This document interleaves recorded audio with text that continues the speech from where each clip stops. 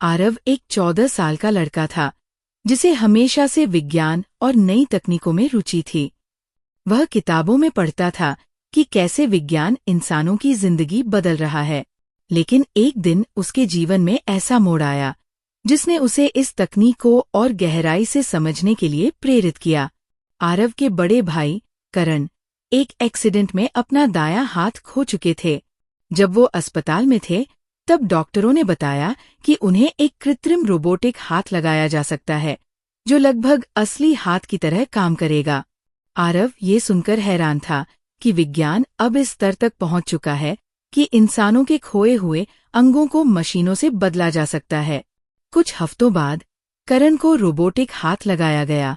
यह एक साधारण कृत्रिम हाथ नहीं था, बल्कि न्यूरोप्रोस्थेटिक्स तकनीक से जुड़ा था, जो सीधे उनके दिमाग से संकेत प्राप्त कर सकता था।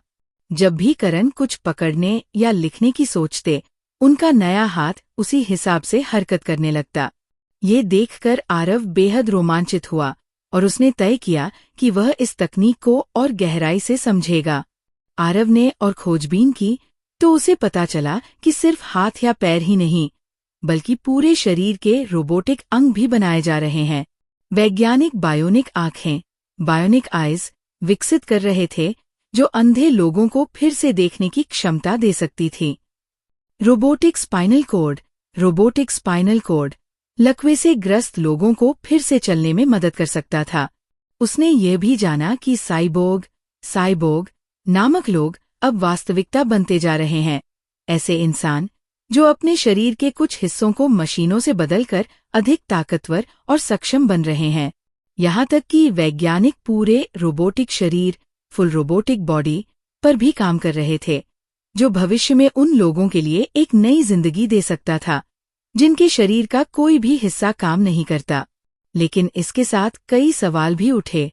क्या इंसान और मशीन के बीच का अंतर खत्म हो जाएगा?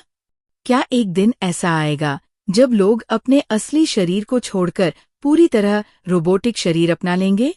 आरव ने सोचा, तकनीक हमें नई ऊंचाइयों तक ले जा रही है, लेकिन हमें ये भी तय करना होगा कि हम इसे किस हद तक अपनाएं। इंसानियत और मशीनों के बीच संतुलन बनाए रखना सबसे जरूरी है।